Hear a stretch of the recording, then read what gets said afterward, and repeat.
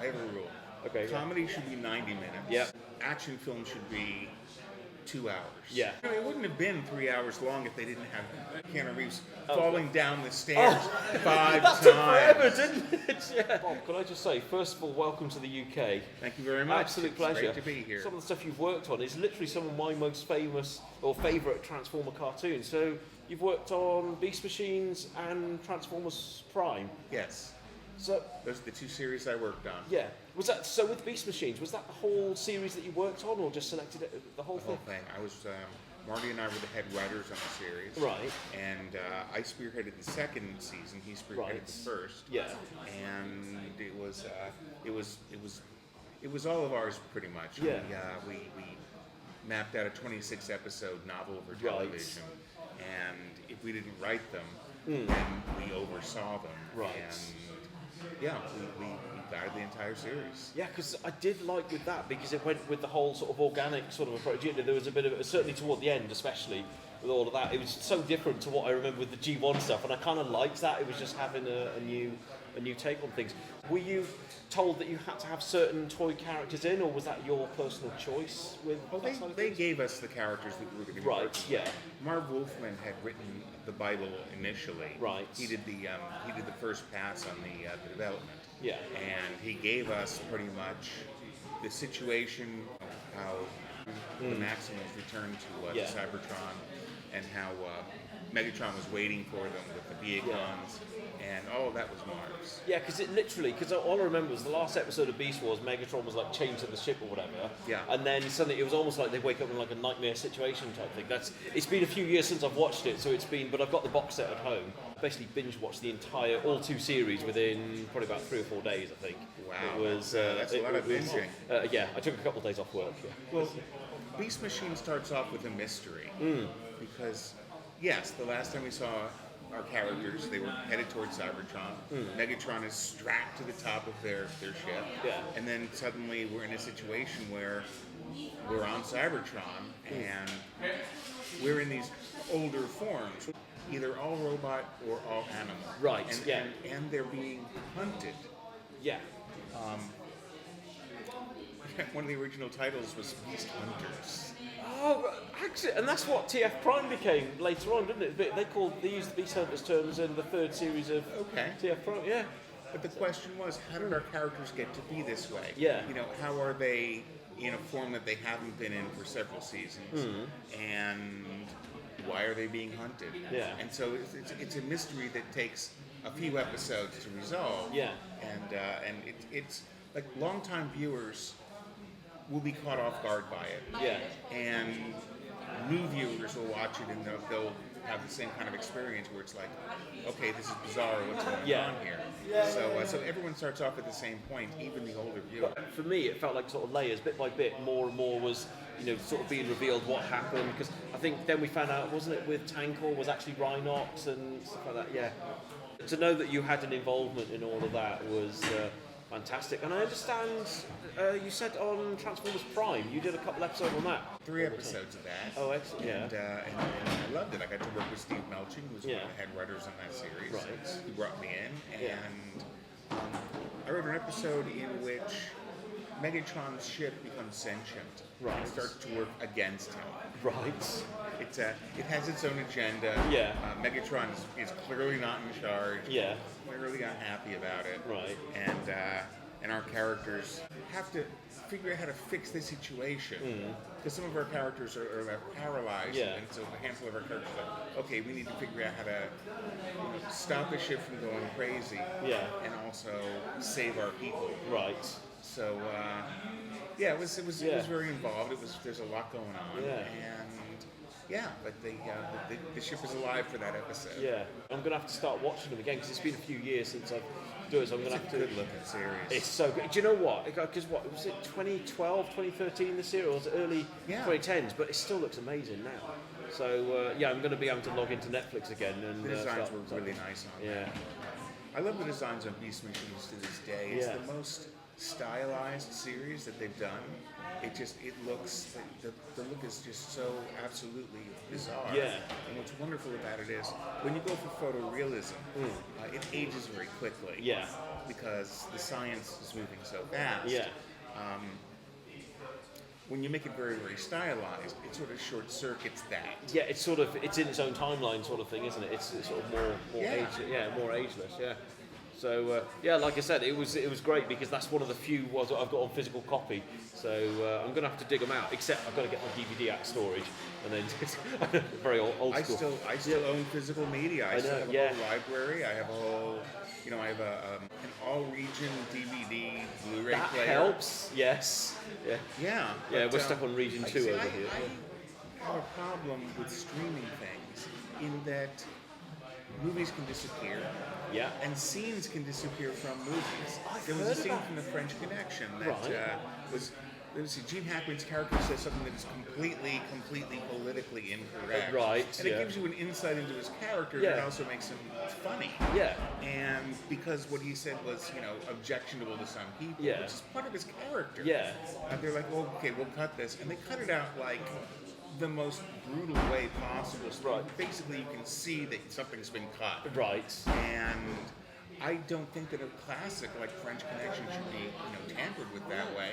And the fact that I own the movie on DVD, so you've got the original version there. Oh yeah, you can see the difference. Of course, I heard they did it with Back to the Future as well. Did you hear about this? Yeah. Oh, I think it's in Back to the Future 2 when Biff is going through that sports series almanac, and then it turns out to be an issue of Ooh La La or something like that. In some new sort of streaming versions, they've either blurred out the images or they've altered something on it. I'm just like, that's not the original film. Yeah, I know. So, I've heard a few people saying physical media is important because little things like that can be altered. Well, the greatest example is Star Wars. Yeah. The original Star Wars is, it's a film that, because it's been changed so much by George Lucas over time, it's when he started doing the special editions. Yeah. And people want despecialized versions of it. So I just got a version of Star Wars where they put all of the visual improvements in it, but kept the original content. Oh, good, right. Yeah, so you don't get all the changes. What you get is the best possible viewing of the movie that was released in 1977. Right. But George Lucas has made that completely unavailable since 1997. I was hearing about this. Some of the YouTubers were commenting about this recently, and it was trying to get the original version is really difficult now. So, yeah. So I've got to be honest, when I grew up, I sort of missed the original version, and the first time I watched it was the 97, the 20th anniversary, so I've got to try and track down the original version. I have not seen it, so I've got some work to do there because I understand it's going to be. There were things in it that I thought were just wonderful that they changed. Yeah. Certainly, most importantly, the shootout between Han and Greedo. Yeah. But aside from that, when the Millennium Falcon takes off, they're being shot at, and you get to this shot from the street, and it's firing upward, and stormtroopers looking around looking at it. And they added a shot where you see the Falcon taking off because the trajectory doesn't make sense. If it's lying flat in the ground, how is it aimed like that? Right. And so they added a scene where it comes off the ground and aims up and then takes off. Yeah. And it robs the scene of its power. Right. Yeah. It's so much cooler when they cut to them, from under fire to being, shooting into the sky.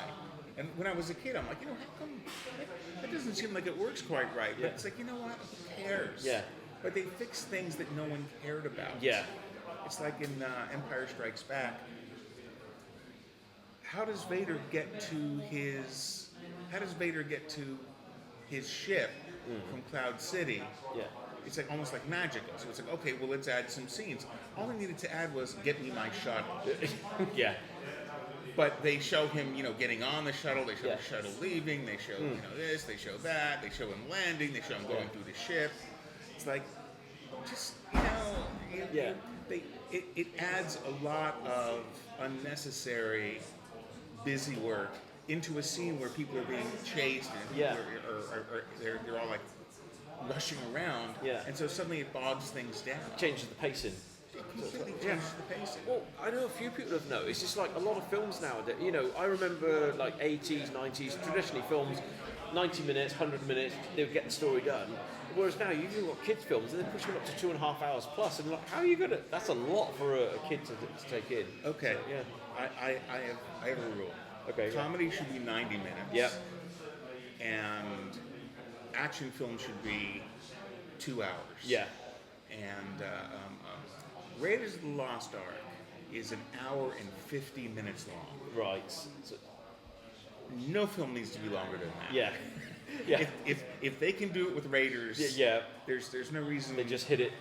Yeah, but then right, you're like, they're comedies like the Judd Apatow comedies, like 40 Year Oh, Old yeah, yeah, Virgin. oh, yeah, yeah. It's like there's a 2.5 hour version of it. And I'm like, Is there? Yeah. Oh my God. I saw that in the cinema. I didn't know there was a Oh longer no, version. there's like 20 minutes more. Right. Okay. And the 20 minutes more has some really wonderful stuff. Yeah. in it. My favorite scene wasn't in the theatrical version. Oh, okay. Yeah, it's in the unrated Yeah. version. It's a wonderful, wonderful scene. Right. But, it's like, but the movie didn't need to be that long. Yeah. Well, it's like you look at the John Wick films. The late it's John Wick 4. That was like nearly 3 hours that clocked in. And the first one was like 1 hour and a half. Yeah, I know it changed. One of the most beautiful things about the first movie was it was just so clean and so Yeah, fast. that's it. Yeah. And now it's like, oh my God. Yeah. Well, it wouldn't have been 3 hours long if they didn't have Keanu Reeves Oh. falling down the stairs 5 That took times. forever, didn't it? Yeah. Did I also hear right? This is your first time in the UK? It's the first time I came at a convention. Oh, at a convention. I was right. here 30 years ago. Oh, okay. And Yeah, that quite a while back. once, Yeah. And that was it. Yeah. And so as far as I'm concerned, this is my first time here. Okay. Yeah. And I'm going to London for a week, and Yeah. I imagine it's a very different city from the one I was in 30 years ago. It must be because I went to London a few times for the Olympics in 2012, Home Olympics. Okay. Just from then till now, it's changed quite a bit. So, God, 30 years probably has changed quite a lot. All I would say is don't drive around London because there's cameras everywhere and it's a nightmare. So, as long as you use Uber or There's no way I'm driving here. No. There's no way I'm driving here. As an American, the way one side of the road, yeah. it's like, no. Yeah. Because you lose your concentration for a second, you become confused for a second, and that's Yeah. it. It's like no. Before you know it, you're driving on the right hand side, yeah.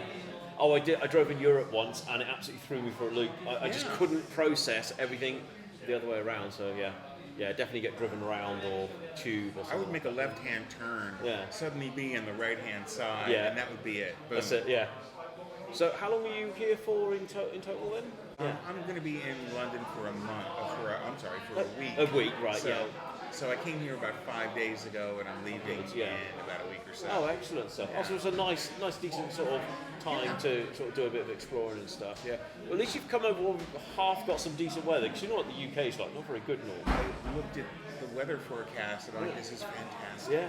I'm looking very forward to walking around London. Last time I was here, it was in January. Oh, that would have been cold, especially with you living over in LA. Is it LA that you live or cold, and I California? loved it. I was. Yeah. I'd say it's absolutely wonderful. Yeah. I love the fact that it was so cold. I Yeah. love the fact that it snowed a Yeah. day that I was here. It was lovely. It was just fantastic. This time, be a lot more habitable. Yeah. And a lot more comfortable to walk around. Yeah, that's true. Yeah. Now, when I was here, that was the week. I got home the day before. Just did carbon date it. Yeah. The Star Wars Special Edition was first released. Oh, yeah. It was January 1997. Oh, yeah. Yeah, because that was. That's how I measure things, by the way, on movie releases. My prom was the same week as Alien. Yeah. So I'm old, and so you got to figure. Okay, yeah, I remember when the prom was because of when Alien was, not the other way around. I've got to tell you this, right? Some people have said to me how is it that I can seem to remember certain dates from the late 80s, early 90s. I really started getting into films, following like box office numbers and all that. Yeah. So I would remember dates based on what films were released that weekend. Right. So like my first day starting my own business, Goodfellas got released in the cinema. So I can always remember that date, Friday, 26th of October, 1990. Just certain dates are ingrained. Or in 1992, Alien 3 got released. That sort of. you know. And that was judge when I it. was at the Cannes Film Festival. So Oh, yes. really? Yeah. Yeah. So it's like I That's carbonated it, things yeah. based on the That's movies. it, yeah, it does help, doesn't it? It just helps sort of slot things in. Yeah. So I'm not alone on that. That's so nice to hear. No, Yeah. that's it's yeah. Oh, excellent. Look, Bob, can I say thanks so much for taking the time to chat and just, well, I'm going to say thanks for coming here to this convention. And, It was a lot of fun. I had a great time. Yeah, and also enjoy the rest of your trip and checking out London for the first time in a few years. Thanks for having me on your show. Oh, absolutely, really appreciate it. Thank you. All right. Cheers.